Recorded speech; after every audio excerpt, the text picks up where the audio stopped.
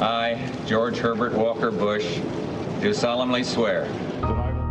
But you must feel responsibility to others. You must believe in serving others. I think that's a fundamental tenet of my life. A life lived in service to our nation, from his days as one of the Navy's youngest fighter pilots in World War II to loyal vice president at Ronald Reagan's side. He would then get his own chance as president, making friends across the aisle, his legacy now sealed as a man of great character, a man with a life well lived. Today, George Herbert Walker Bush, the 41st President of the United States, remembered fondly as he returned to Washington, D.C. for one final farewell. Cannons fired off a 21-gun salute as Hail to the Chief played, where eldest son, former President George W. Bush, stood at solemn attention with his hand on his heart, wife and First Lady Laura Bush by his side. The president's casket was placed on the Lincoln catafalque in the rotunda, where it will lie in state for public viewing until his funeral Wednesday.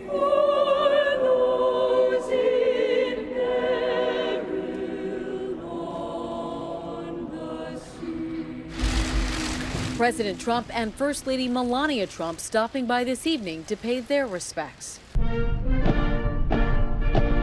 President Bush, America's longest living president, was flown from Houston to D.C. on Air Force One via Special Air Mission 41. His trusty service dog, Sully, followed him along his journey, waiting for the president on the tarmac. After lying by his side at a funeral home in Houston, every living president is expected to attend the funeral, among them President Clinton, who forged an unlikely close bond with his predecessor, one that included fishing trips and philanthropy. President Clinton sat down with ABC News to read a portion of the letter left for him by 41 when he took office. He said, I wish you great happiness here. There will be tough times made even more difficult by criticism, but just don't let the critics discourage you or push you off course. How did you feel when you received that letter? I thought it was vintage George Bush. I thought he meant it, but I also thought he was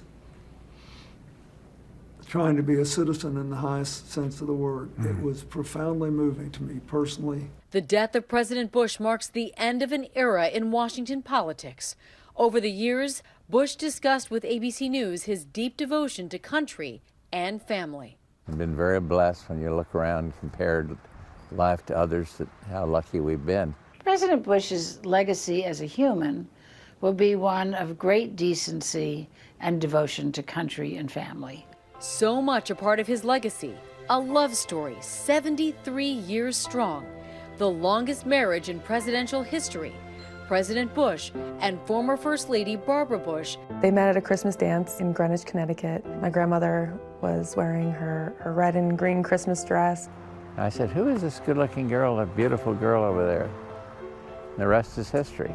Barbara Bush set eyes on 17-year-old George Bush and never looked back. Is he still the handsomest man you'd ever seen? My eyesight's getting bad. Golly. Would you describe Barbara Bush for me? Careful. Inside or out? Any way you want. Inside. A kind and strong and a loving person whose priorities are family, her garden, her faith. I like the picture. Would you describe George Bush for us? Well, I'd like to say ditto. Very funny, George is. Very warm, very wise, very caring.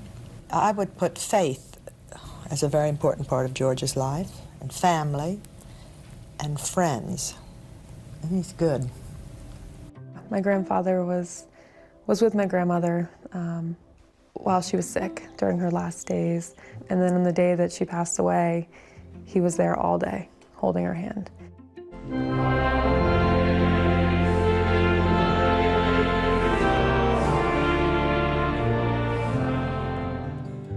At her funeral in April, President Bush was next to her casket greeting mourners who had come to pay their respects. It absolutely amazed me. There he sat for hours, shaking hands, because he knew that they wanted to see him. So it was one last act of duty. After my grandmother passed, my grandfather was back in the hospital the day after. There is breaking news that former President George H.W. Bush has now been hospitalized with an infection that has spread to his blood.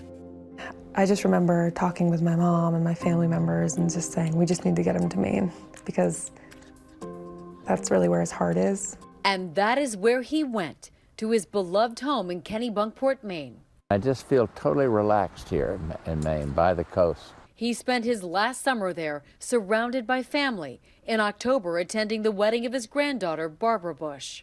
Family means everything to me. With 5 surviving children, 17 grandchildren, 8 great-grandchildren, Bush was a true family man to his last breath. His final words, "I love you too," spoken to his son George W. Bush on the telephone before he passed away quietly at home in Houston. He will be laid to rest at his presidential library in College Station, Texas, next to his wife and daughter Robin. I do think that you go to heaven, there is a heaven, and I don't fear it, though. When I was a little guy, I'd fear death. I'd worried about it, be scared. Not anymore.